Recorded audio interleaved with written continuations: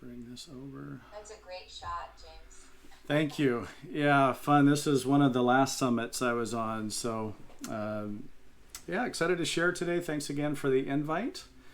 And yeah, this was just a couple weeks ago down in Oregon, and I'll share about that in just a minute. But talking about summits on the air today, and excited to share about it, as it was really one of the things that got me into more involved, I'll say, with amateur radio. So what we'll talk about today, a little bit about myself, just real quick overview. I'm going to talk about what is SOTA and some of the terms that we throw out to make sure you're familiar with. Why SOTA? I'll share some of the personal things for myself and others. Resources that you would want to be aware of, some of the basic rules, basic activation steps. Equipment, I'll just talk that high level with some of the VHF and HF radios and various antenna setups you might want to use, and logging. And again, this was Mount Scott a few weeks ago down in Oregon as well. All right, quick intro. Summits on the Air, I started it pretty quickly after getting my license with our club and my tech license and then my general license, and have since done almost 200 activations now, targeting that here pretty soon at over 100 summits.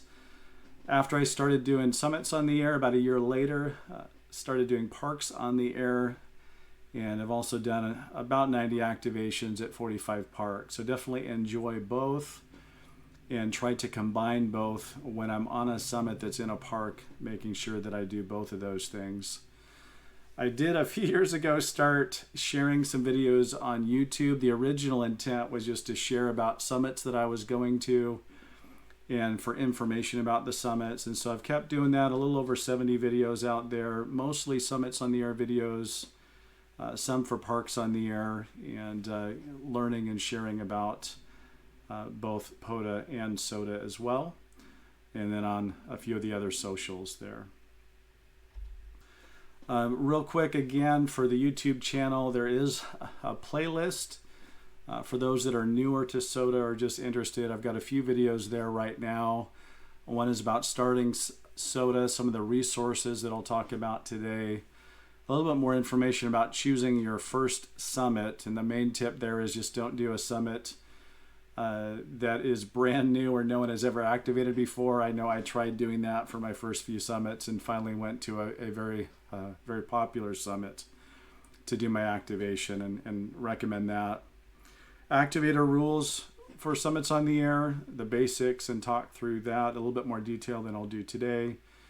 And then a lot of activations I've done have been VHF, UHF, which is great for us around the Puget Sound and other areas. And so I go a little bit more detail into radios and antennas that I use there.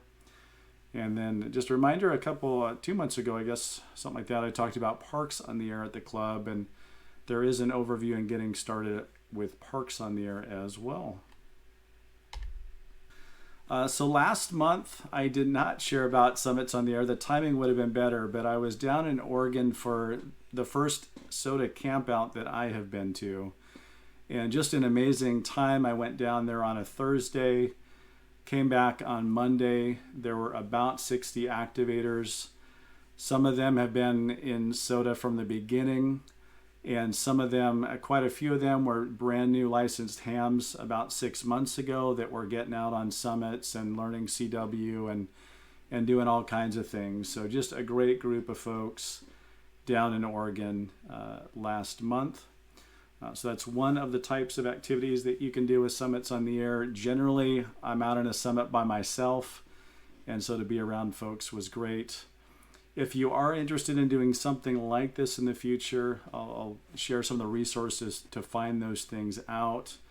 I know next year the SOTA campout will happen again. It might be a little bit earlier in July, and so that was a great event to attend. And then in the top right there, I do have a video that just had fun sharing some of the 7 summits that I had gone to, and sharing some of the people that I met and events along the adventure there. So check that out if you're interested. What is SOTA? Took the first comment really straight from the website, but it's really about taking our amateur radios and hiking up or sometimes driving up to a summit and just enjoying the outdoors, being on a summit and playing radio. It started early 2002 in England and Wales and really has expanded around the world, and there's summits around the world in nearly 100 countries is the current spot.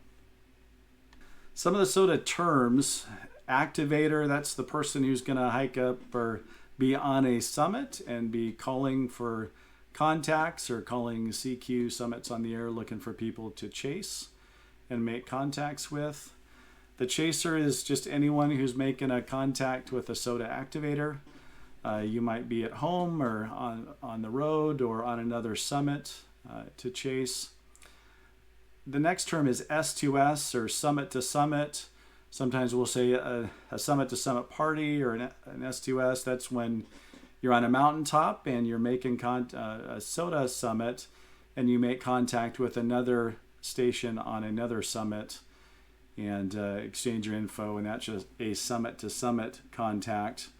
There are summit to summit parties or activities where a bunch of folks will get together on summits around an area at the same time and make contacts with each other, and those are always a blast as well. Mountain Goat is the main award that people pursue. When you receive 1,000 points, you get the Mountain Goat Award. A little past halfway there in 5 years, so for some it's a slow process. Some are able to get it pretty quickly. And some of that depends on the region you're in and the organization you're part of and the summits that you can get to. But a lot of, there's a decent number of mountain goats in our state of Washington and quite a few, many around the world. Shack Sloth, I did get that, but that's for chasers that receive 1,000 points for chasing activators. And then a SOTA Complete is when you both activate and chase a summit. So those are a few of terms. Why SOTA? A few different things I'm going to call out here, but I'll say 5 years ago I was at a point where I was not as healthy as I should have been and knew I needed to make some changes in my life. And after getting licensed and watching information about summits on the air, it got me excited about getting outside and hiking for the first time, really. And so for the first 2 years of doing SOTA and as I get back into it and the last few years, health and exercise is definitely a key part of it. Just hiking and being outdoors is something that I, again, had not done much at all before. But when you're out in a mountain or you're getting close to a summit like this with Granite Mountain, it's just an amazing spot to be at, and there's amazing places all around our state and to explore. Another why SOTA is you just get to explore great new places. There are so many spots that I would have never been to had it not been for summits on the air and then also for parks on the air. This was one that I went to. This was hiking back later in the day from Beacon Rock in southern Washington. They're looking into Oregon. Just, again, an amazing spot, and there's so many places like this that are amazing places to hike and play radio from. Why SOTA? There are a lot of great folks in the hobby. Again, I primarily have hiked by myself when I'm doing an activation. This is one time when Josh W7H and I hiked up to Winchester Mountain. And again, just a lot of great folks from the camp out or folks that will support chasing you while you're on a summit and or other great activators. Why SOTA? We get to share about the amateur radio hobby. This was up on Mount Catherine, and just an example of some of the folks up on summits. This was a pretty small summit, but nearly every time I'm hiking or someone sees a radio, they'll ask me questions about what I'm doing. When I'm on a summit, I often get asked, and so it's an opportunity to share about amateur radio and hiking and how to merge and combine the love that people have for the outdoors with amateur radio. Learning a key piece of it. There are so many, obviously I need a better station at home. Well, for folks who don't know, I don't have a great station at home, especially HF right now. So to be able to get outside, set up an HF station or a VHF UHF station in all kinds of different situations, different antennas, locations, things that aren't always ideal, as you'll see in some of the pictures, and just seeing what works. So the learning side of it is huge.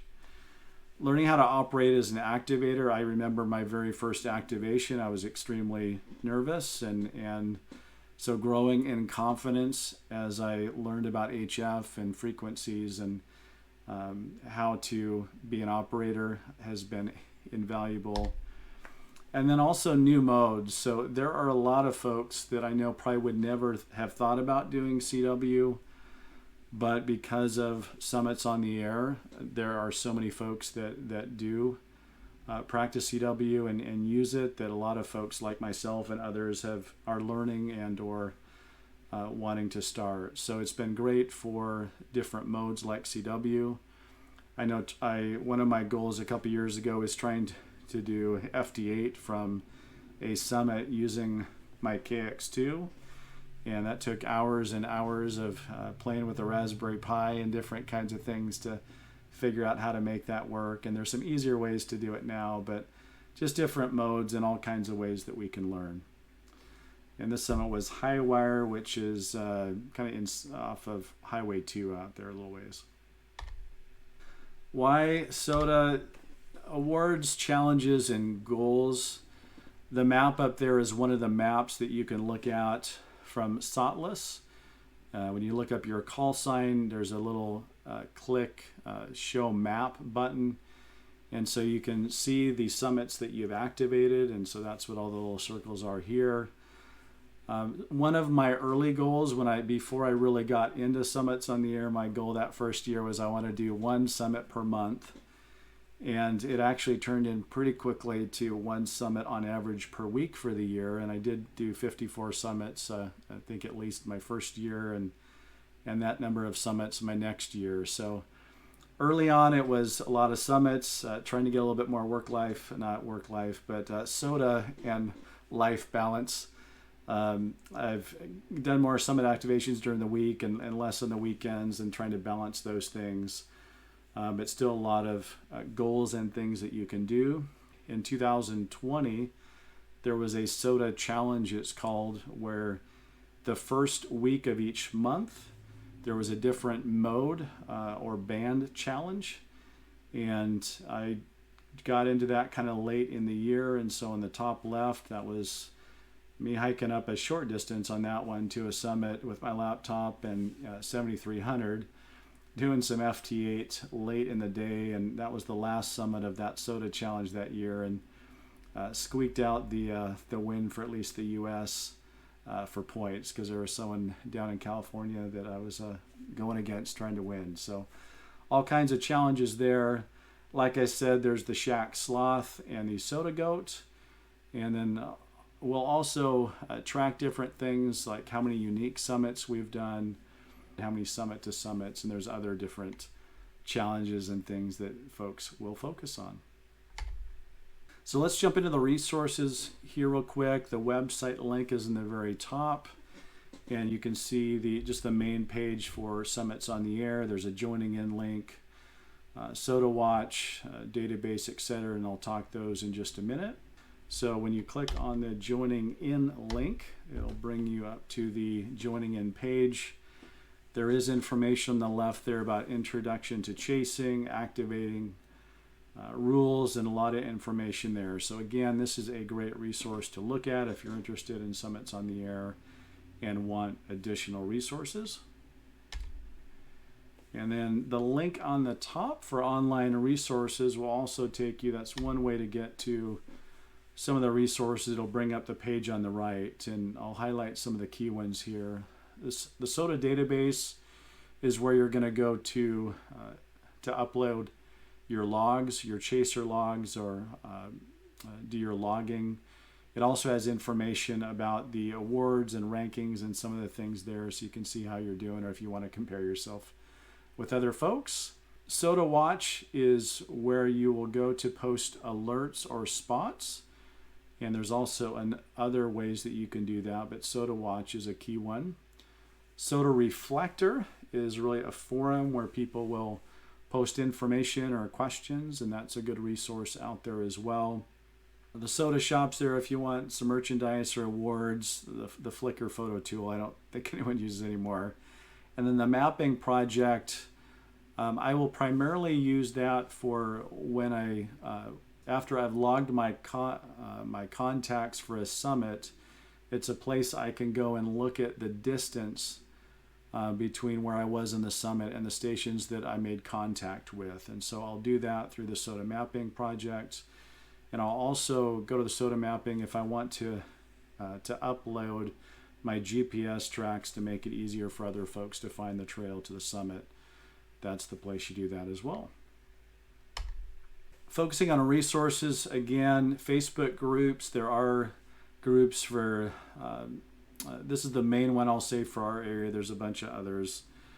And a lot of good information about local info or events. So if you're looking for information about different events with SOTA, it's easy just to join and see what folks are doing.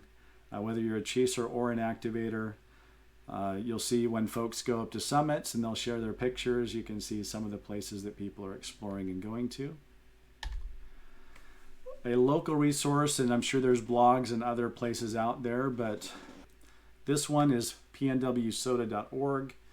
A lot of folks that can create accounts and post updates on summits that they've done. So a few examples here. So I've posted some blogs or information here that will then be linked to some of the other pages. There is a newsletter that you can sign up for. It comes out each quarter with information again from activators and just resource, and so that is a good local resource. Talking through the rules, again, I do have a video that goes into this in a little bit more detail, but the first rule is making sure that you're in the activation zone or the summit activation zone, which is generally for us within 82 feet of the summit. And there are different ways to make sure you're in the summit, different maps and GPS and apps that you can use as well. But that's the main rule.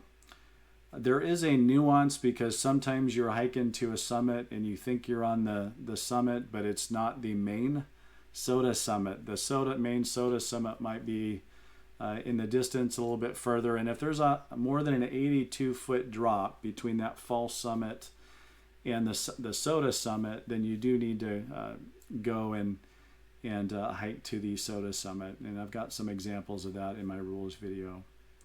Ensure you've got legal access to the summit. There are summits that are on private property. People will maybe contact the owner at times, or they know the owner and get permission. So just making sure you have legal access. Sometimes it's private property, but a small section of the summit might be available. So there are different ways to research that. It only takes one contact to activate a summit, and then 4 unique call signs or 4 QSOs to get the points. And the main thing is to exchange your call sign and signal report, and then it's really strongly recommended to share your summit information. So that is different from Parks on the Air. With Parks on the Air, you don't have to say you're in a park. You don't have to say anything about Parks on the Air, and you can still log that as a Park on the Air activation. So sometimes I won't say that I'm in a park, but I will still log that as a Park on the Air activation. And then simplex contacts only, or at least you can't make contacts through land-based repeaters. Although I do have repeaters in my radios, and so if I need to go to them and ask people to make contact with me or make a simplex contact with me, I'll do that at times. You're not supposed to be in or close vicinity of a motor vehicle, so that's another difference between SOTA and POTA. You do need to use a battery or something that is portable, not permanent. Your activation points are gained just once per year. So if you go and hike up to a summit and you get 6 points for that summit, those are the points that you get for that one time per year. You still can go and activate it more times that year, you just won't get the points. If you get 6 points for the summit in the summer and you go back there in the winter when there's something called a winter bonus, then you would not get the 6 points again, but you would get the bonus points if you activated it again. Again, use the bands and frequencies per your license. I always keep a band plan on my phone to make sure I'm doing that. And then when we're on Summit, sometimes we're alone, sometimes there's a lot of other folks. So using headphones and other things and just respecting the people that are around us and making sure that we give both amateur radio and Summits on the Air a good name. What does an activation look like? Choose a Summit. So I'll talk through that really quickly. Again, I've got a video about if you're new and how to do that in more detail. Going to pack your equipment primarily in your backpack. I'll go over that in a little bit. It's always encourage folks to post an alert before you go in a spot when you're on the summit, just to let people know that you are going to be there and then when you're on the summit. You're going to hike there, or you might be able to drive to some. You're going to set up your station within the activation zone. Your goal is to make at least 4 contacts to activate with points and then upload the log to the SOTA website. So this is SOTLAS, and this tool has been out for a little bit while, but really a great user interface. And so I use this a lot, SOTL.as. And when you bring up the map mode in this, you can see on the very top, I've got highlighted in map. You can go to summits, spots, post alerts, and those kinds of things as well. And then there is a filter here that's a really great tool, because you can click on that and choose if you want to look for summits that have been activated more than 30 times or a certain number of times. If you want to look at the summits that you need to activate to get a SOTA complete, you can do that. If you want to look at the summits you have activated in the past or ones that, there's just different ways to filter that make it great. So these are all the summits in our area. The different colors define the points. The darker green are a 1 point summit, 2 points, 4 points, 6 points, 8 points, and reds are 10. So the colors are linked to the points. And then you can click on each of these to get information about that summit. So this is an example of SOTLAS information for Mount Fremont. I've activated this one a few times. It's a great, real popular summit near Mount Rainier. You'll have coordinates and information, the elevation for the summit, the points, if there's any bonus points during the winter. There'll be resources here that you can click on information about the summit. If someone has uploaded GPS tracks, like the green line is showing here, those will be listed. If there's photos or videos or anything here, and there's a lot of other great information on this website or on this page. And there's also a link here where there's more maps and resources that you can go to. And there's an activation zone estimator. I've used it a little bit. I don't know how accurate it is, and there's other ways I use, but there are great resources here that you can use. Within the same SOTLAS website, there's alerts like I mentioned. And this is an example recently where you could look and see, okay, Friday, or I guess in this case yesterday, these were the call signs, the summit reference they were going to be on, frequencies they were going to be on, and any comments that were there. You can sort this by call sign or by region, and so I'll sometimes sort this for Washington, which is Whiskey 7 Whiskey, and then I'll sort that just to see who's going to be on a summit in our area. In the top right, there's a button where you can add alerts, and then you can also do spots from the same thing. So if you add an alert, you're going to put in your call sign, the reference of the summit, the activation date, the time you'll be there, the frequencies, and then any comments that you want to put. So pretty easy to post the basic information and let people know the summit that you'll be on. Spotting is just letting people know you're on a summit, and there's multiple ways to do that. On my phone, I'll always have either the SOTA Watch website or SOTLAS so that I can spot that way. And in the top right, that's an example of SOTA Watch. I'll also have a phone app that sometimes I'll use as well. SOTA Go is the main one for iOS. And I've not used that one, but I've seen it, and a lot of folks like that, and there's some great features on that app. I've just recently started using SOTA Spotter for Android, and some features there, but kind of a basic one. So there's a lot of other, I think, apps and options, but those are a few. You can send an SMS text, so sometimes if the internet doesn't work on your phone or other things, you can send an SMS text using your phone, or folks will use the Garmin InReach, like the little picture on the right, or I've also got it set up on my Yaesu FT3D, where I think it's working now again, where you can send an APRS message as an SMS and spot via APRS. So different options to do that. If you use CW or some of the digital nodes, there's the reverse beacon network that will automatically spot you. So there's a huge advantage there if you do CW. And at times, if you don't have access to those things and you do reach someone, you can always ask someone to spot you. So I mentioned reverse beacon network spotting. So the key here, and I have not done this, but primarily because I haven't used CW yet, but within your comment section in your alert, you put the time basically that you're going to be on there. This is one example if you want to extend the time.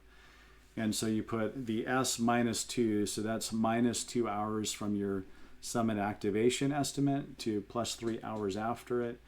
You can do it 6 hours before, after. You can change the window of time. The standard time for the reverse beacon network I saw was -1 hour and +3 hours. So the main thing for reverse beacon network to work is posting an alert, and you can change the window of time you're there if you would like. So what do you need? A backpack is one of those things, and I'll say start with what you have and don't feel like you always have to go out and buy a bunch of new stuff. My first hikes, I hiked in jeans, and because I didn't have hiking pants, and I used my laptop bag and threw my stuff in there for my first few hikes. So start with what you have. I use a pack that's a little bit larger. It's an Osprey 48 is the size. Folks will generally, I think, use a little smaller pack than the one I use, around the 30 size range. Radio and antenna, we'll talk about that in a minute. Generally, you need some sort of antenna mast, an extension mast, all your accessories, a way to log, and then making sure you have a pass if it's in a park or different area that you need a pass, and directions and all those basic things. And I always recommend a phone, which has sometimes my radio instructions if I need to look at those, navigation, band plan, spotting, and all kinds of information on my phone. So VHF radio, I've used VHF, UHF quite a bit. And when I've used all of these radios, my first activation, I used the Baofeng. I did not use it after that, primarily because it's really important to hear other stations. And a lot of folks, when they use it, they realize it does not hear as well. It does great in some other instances, and I'm surprised when I'm using it in other instances, but it didn't work as well for summits on the air in hearing. The Yaesu 65 I haven't used as much. I know the filtering on that is better, a little bit more expensive. The ICOM V86, I've started using that. I like that quite a bit. It's a single band for 2 meter. And the Alinco is my 1.25 meter radio. The FT70 is the one I've used the most my first couple years and really loved that. The FT3D I definitely like, and I've used that more the last 2 years, a little bit more complicated, and I've had a few more issues with interference with that one, I think, than I've seen in the other radios. And so that's why I've really, that 2 meter bandpass filter, I've really come to appreciate the importance of having a 2 meter bandpass filter, and I've really seen how that has helped, especially when there's a bunch of interference on the summit or large towers, I've also been surprised at times with the FT3D where I've been in a summit. There's no towers around, but I'm getting interference from other stations that basically limit my ability to make contacts on 2 meter. A reminder to open up your squelch. There are faint stations sometimes that you'll hear that you would not hear if you don't have your squelch open. So especially I think folks that are new might forget that. So those are a few thoughts on VHF radio. Now the question might be is how far can you talk on VHF or UHF? Around our summits, I'd say a lot of the contacts are within 50 miles, up to 100 miles. I've made quite a few contacts between 100 to 200 miles, and I've made a couple contacts over 250 miles. I think 270 something miles was my furthest contact. I was up in Mount Vernon on a summit and made contact with a station on a summit in the middle part of Oregon. So pretty hard to fathom, and I was pretty blown away that I was able to do that, and especially because the summit I was on was loaded with towers, at least 5 towers, and I was using that bandpass filter up above. What type of antenna do you like? Obviously there's a rubber duck that comes with your radio. Do not recommend that. The upgraded antennas like a Signal Stuff, or I have the Diamond 15-inch style antennas. Those are great. I use those hiking. I have used those on summits, but generally I won't use them on summit. I'd say the one that a lot of folks use is an extension whip, like on the left. The MFJ Long Ranger is one for 2 meter, and a very popular one that's not very expensive. So that's, I'd say, the first antenna that I would recommend. Next would be a roll-up J-pole of some sort, and I'll usually do that on an extension mast. I do find that having the antenna a little bit higher in the air, I can hear it usually a little bit better than the extension whip. And then directional antenna like a Yagi or the elk log periodic, that I've got a couple pictures of those. I've used the elk log periodic a lot my first 2 years and love that antenna, and have really tried the last 2 years to use more roll-up J-pole or extension whip and see how those work and get some experience with those. HF radio, a lot of different options out there, so it's hard to really give too much information, but the main thing that they'll hear a conversation about is weight. And the KX2 from a weight perspective and with voice and all the different bands is one of the main radios that folks will use, the KX2 or the KX3. I know with ICOM coming out with a 705, that's a great radio as well. Again, it's always about weight. It has great features. It's a little bit heavier. There are also radios that are smaller, especially if you're doing CW only. So there are a lot of options for radios, but the weight's going to be your key consideration. The modes that you want to do, the bands, and then this is one example. You need to get your antenna in the air. Well, generally you need to get it in the air, and so most folks will use a fishing rod or an extension mast. I will strap it to just about anything with a bungee cord on summit, a bush, a tree. On the top right, there were no trees on that summit, so I found some rocks that I was able to jam it into. I don't use a vertical antenna that much, and I don't think in general folks don't, but there are some folks that use vertical antennas. With a tripod, I've used the Wolf River coil a few times, and if you're in a national park where maybe you can't strap things to trees, or that can be an option.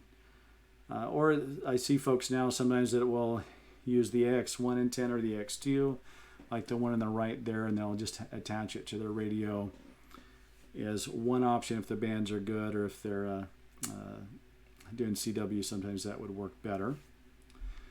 And then, like I said, sometimes you can throw it up in a tree or use a mast. This was in a park where I wasn't able to really strap it and didn't have any great options, so you can see a little bit the antenna. This is on Hillman Peak where I just threw the wires over the hill. This was a random wire antenna, and so I think the main wire was going over the cliff here and just hanging over the cliff face, and through the other wire So again, not ideal, but I made contacts with Alberta, Canada, and Utah and California on that day, just with a handful of watts and a wire thrown over a cliff.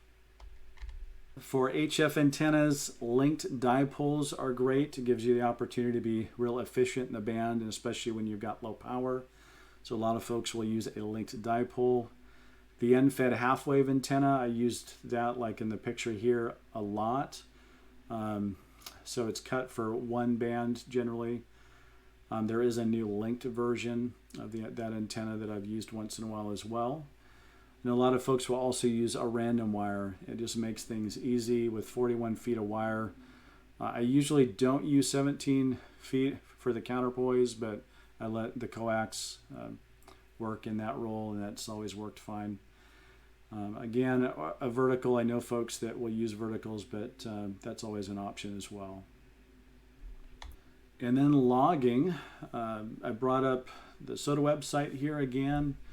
Again, this will have your logs and honor rolls, summits, uploads, etc. And so there's different ways that you can upload. You can do it via online, and you just do add activation and put in information there. You can import a CSV file, kind of an Excel type looking file, or you can do the ADIF file as well. And just a reminder that both the activator and the chaser submit a log for summits on the air. In parks on the air, only the activator does that. Thought it would be great to mention SOTA Safety. I've definitely learned some things over the years. So research your summit, and always good to have a backup. Multiple times I've gotten to the summit, the road was closed, the trail was closed or something, and so having another backup option is great. Really important to download trail or road maps. So when I, again, first started, I would track my hike on my phone GPS, but not having maps downloaded. Sometimes I'd be in an area where I didn't have a great signal, and not having that map downloaded felt like a safety issue. So I pretty quickly signed up for all trails and have done other things as well. And then let people know where you're going. The standard when you're going out hiking. 10 essentials is always good. I do keep a bunch of stuff in my pack, both for navigation, sun protection, insulation, so just sometimes gloves or an extra lightweight jacket or rain jacket, a flashlight, illumination. You can see on the right, I haven't used my headlamp very much, but I was hiking back in the dark from one summit and realized I needed to upgrade my light pretty quickly. First aid, having a fire, repair kits, food. I usually have a few snacks and basic stuff with me. Water or hydration is really important. I usually bring 2 liters, and that's generally enough or more than enough. I will say there's been at least twice where it was not enough. So making sure you have enough water and learning, especially when there is extra heat or extra hot, bringing more water on those times, and then emergency shelter of some sort. So those are a few of the things.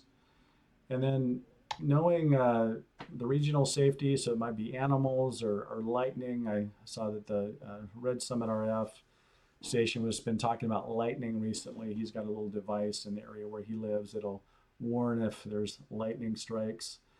And for animals in the area, I've been on quite a few hikes and did run into bears on one hike. And the first time in the lower right, it was off in the distance, and I just made some noise and let it wander off for a while, and then kept hiking. But then I ran into either that bear or another bear on that same hike a whole lot closer, and glad it ran off. So having your bear spray or those types of things that you need, and having them available if you need them and not packed in your pack, is always good. And then SOTA Chasers. So just a thank you to all the chasers. I know, Victor, you've always been a great chaser, and there were times that you would hike up or kind of walk to areas where we could chase folks.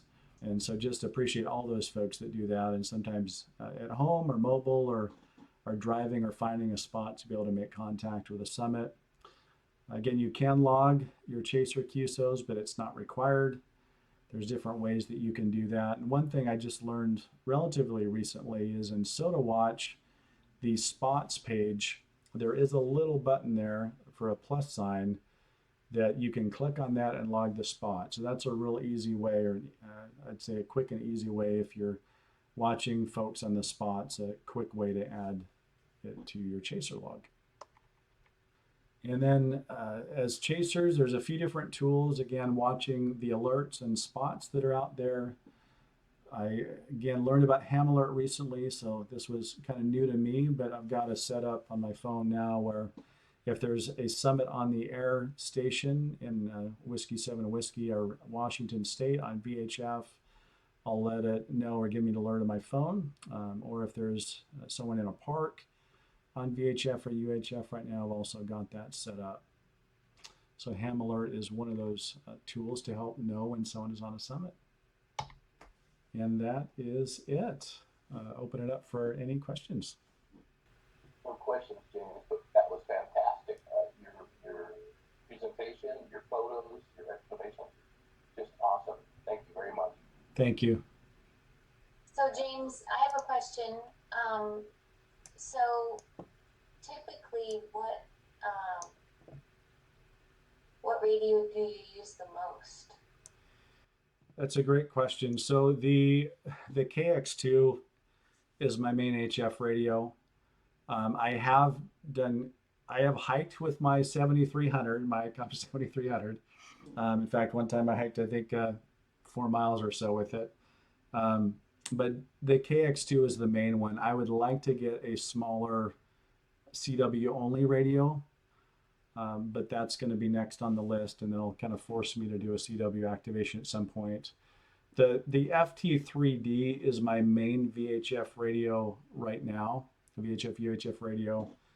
So those are the two ones that I use the most. Okay. Yeah. Great. So are you taking like the CW class, or have you been working on it for a while? I've been to one, and I've been using I think it's Morse Ninja YouTube. I've done it a few times. A couple of years ago, I was learning, and I learned how to send CW, and I made a contact or two chasing. But now I'm really trying to focus on hearing it. And so Morse Code Ninja, the YouTube channel, and just listening to that while I go for walks has been huge. So I've learned the alphabet. I'm hearing it better. But now it's kind of going to that next step beyond that. So, yeah. Nice. Well, I love your photos. Wow. Thank you. It really is motivating. Good. Brett, do you have a question? Yes, I did. Yeah. Actually, kind of two questions. One was, if we hear someone doing an activation and you record the contact, but I'm just casually listening, do I need to do anything if I don't care about a SOTA award? If you don't care, you don't need to do anything. Yeah. But it still counts for you. Yes. You still get credit. Yes, the activator will still submit the log, and that's how the activators get credit. It's not reliant on the chaser log. So that's a good question. And then the other question I have is more of a technical nature. Batteries, are you just taking extra handy-talkie batteries with you, or do something special for batteries, or maybe talk a moment about that?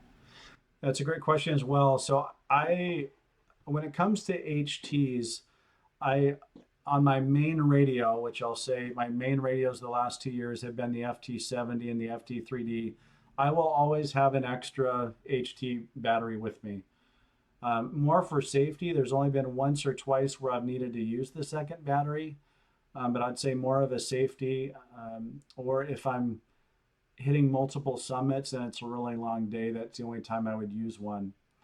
Now some radios like the ICOM V86, that battery lasts forever, and I have not felt like I need to get a battery yet for that one. At some point I probably will. For the KX2, there's a battery on the inside of this, so I generally will not take an extra battery. I'll just use the one inside the radio. I also have a small LifePo battery that if I'm going to be feel like I'm going to be on multiple summits, I might bring an extra very small LiFePO battery that's like a 3 amp or 4.5 amp hour battery, so pretty small. So those are the main battery setups that I use. Okay, thanks. Yeah. Like, what's the typical amount of time that you spend on the summit getting contacts? Sometimes it'll be a couple hours where I just want to hang out and enjoy the view, and I'll take my time making contacts, and sometimes it's pretty quick. That might depend on weather or if there's something with schedule, other things. I know there was hiking up to Granite Mountain one time. I started the hike late in the day, about 3 o'clock, and got to the summit about 6 or 6:30. So it was a pretty long hike, and I knew it was going to be dark. So I was racing pretty quick, and I made my VHF contacts only and got back as quick as I could. But sometimes you get on a summit, it's gorgeous, and you just want to hang out there for a while. So anywhere from a few minutes to a couple hours. Okay, thanks. Any other questions or? Well, I got one more just because I'm a curious dog. Yeah. Do you take lunch with you, or are you just doing like power bars, or you just don't worry about it because it's such a short time? Yeah, no, it's a great question about food. I'll say each person's different. I know folks that will bring their sandwich with them and they'll eat their lunch on summit. And there's probably a lot of folks that do that. I'll say my main rule is I don't eat in the morning when I hike, and I just bring some nuts and some Cliff Bars and a few basics with me, and making sure I have water. So I don't like to hike with a lot of food, and I'll just kind of take what I have to make sure I have a little bit extra if I need it, but also have a few Cliff Bars. Sounds great. Thanks. Yeah.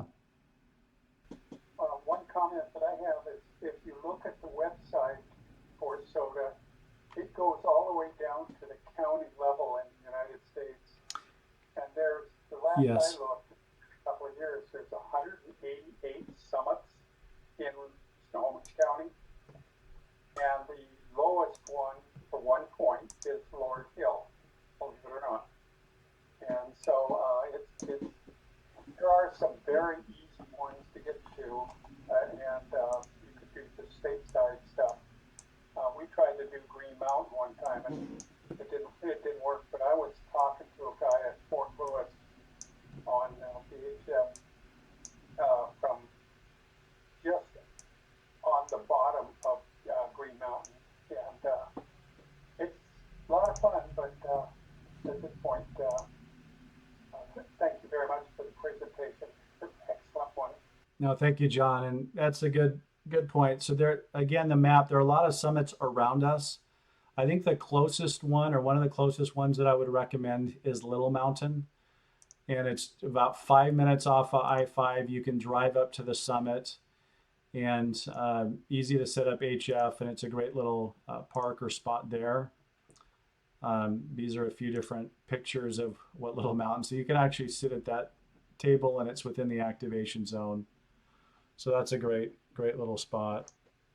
Going over to Mount Erie is a pretty awesome spot as well. So again, gorgeous. A lot of people have activated this one. This is where I went for my first activation, and a great spot there as well. Did I catch something there that the only way to log anymore, other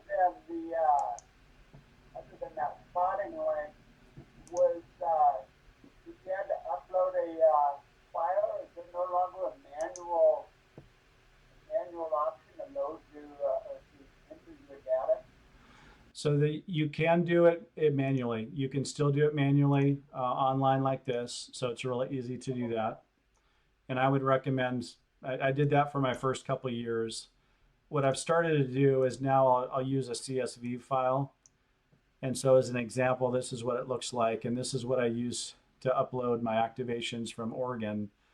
Was I just listed my call sign in column B, the summit I was on, the date, the time, the frequency, the mode, the call sign. If it was another summit that I was contacting, I would do that, and then any comments. And so one way to do this that I did kind of easily is I would do my add activations through the manual process, And then if you go to manage your uploads, you can download as a CSV and then use that as a format or a template to just save your new activation. So that's one way to do it. And as a chaser, you can do the exact same thing. You can do a chaser, basically CSV file, keep a long list of all your contacts, and then at one point just upload that file. So it's not as hard as I originally thought it was going to be. All right, thanks. You have a question, Brett? Oh, yeah. Yeah. So earlier in the presentation, you said that when you were first starting out, your choice of summit wasn't quite the best, and then you ended up going to a more popular summit. So why is that? Why does popularity, or what was entailed with that? Why did the first ones not work for you? Yes, no, that is a great question, and I didn't go into a lot of detail with that. So when I was looking at the map, there were different summits that I was looking at. I think Gadget. I was starting to look for summits that had not been activated before. And I thought, I'm new to summits on the air. I want to get out there and I want to do a first activation of a summit. And so the first summit that I went to was one where I was driving with my boys. I think it's here. Was it this one in Arlington? Yeah, this one in Arlington. And it looked like a great summit. No one's activated it yet. And I went to that one and there was no way to access it. I got to the road and there was a big do not enter private road and different information. So I knew that really wasn't an option. There might be ways to get to it from another way, but there's really no easy way to get to that. So that was the first time. The second time I went to a summit that was near Pilchuck, but again had not been activated before. And I was brand new to hiking, brand new to really driving, exploring mountain roads. And I finally found the trailhead late in the day, wandered on the trail, realized it was going to be a hard hike off trail with no trail to get to the summit. And so finally went back to my car, and then I'm driving back and I got lost on the roads on the way back. I had to ask someone went by me. I had to ask them if I could follow them back to the main highway. And so that was my second attempt at trying to do a unique summit. And I finally said, I need to do one that people have done before. And so the easiest way to do it is to do your filter up on the SOTLAS page, and you can do activations, and I'll just do 30 as the example. There we go. And that'll filter all the summits. And so you see a lot of people have done Mount Pilchuck. And in looking at the map, I realized Mount Erie was close. You could drive to the summit. I could just focus on bringing my radio equipment, getting to a summit, practicing calling CQ, making sure my radio, my antenna, and everything worked, and not have to worry about the hiking. So as part of a test, I recommend going to an easy hike or a drive up summit that's you can get to easily, and just focus on making sure you have the right equipment, your radio works, and the basics before you do the hardest hike you can or exploring it. And you're worried more about that than you are about just practicing it first. So that's a little bit more background. Okay, that's interesting. Thanks. Yeah. Great questions. I don't know if anyone else or. Do you have any opinion on the Volkswagen radio for summits on the air? I do. It's not a summit on the air radio. Is the short answer, and I learned that from my first activation because I had people telling me that there were a lot of stations that were trying to reach me that couldn't hear me, or that I couldn't hear them.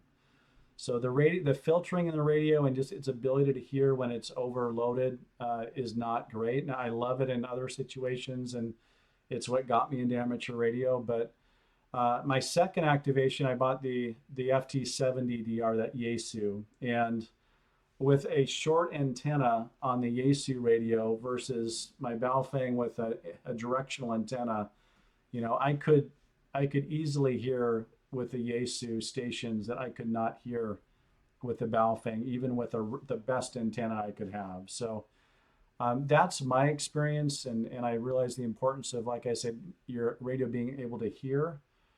Now I've seen a lot of other examples. I was on Mount Erie where with the Baofeng I can only hear like half of the conversation, and then with my FT70 I heard everything extremely clear. Again, with kind of an apples to apples. So I know other folks have that same experience. Sometimes when we hear an activator calling CQ and they can't hear people, you wonder sometimes if it's the radio that's being used, or not opening the squelch, or maybe needing a bandpass filter and not having one. Those are kind of the three probably assumptions that folks that have been doing this for a little while that we assume. Yeah. Again, I'm surprised when my kids are like a half mile away in the woods and the clarity of a Baofeng versus anything else or the radios I was using before. But for summits on the air and hearing, there's better options. Good question. Yeah. Anything else? Well, thanks everyone for listening and questions. Again, always, if you do have questions in the future, please email. I've got my email out there on QRZ or via the club webpage as well. So happy to answer any questions you've got in the future. Thank you. Thank you so much, James. What an excellent presentation. And thanks everybody for your questions too. Really great.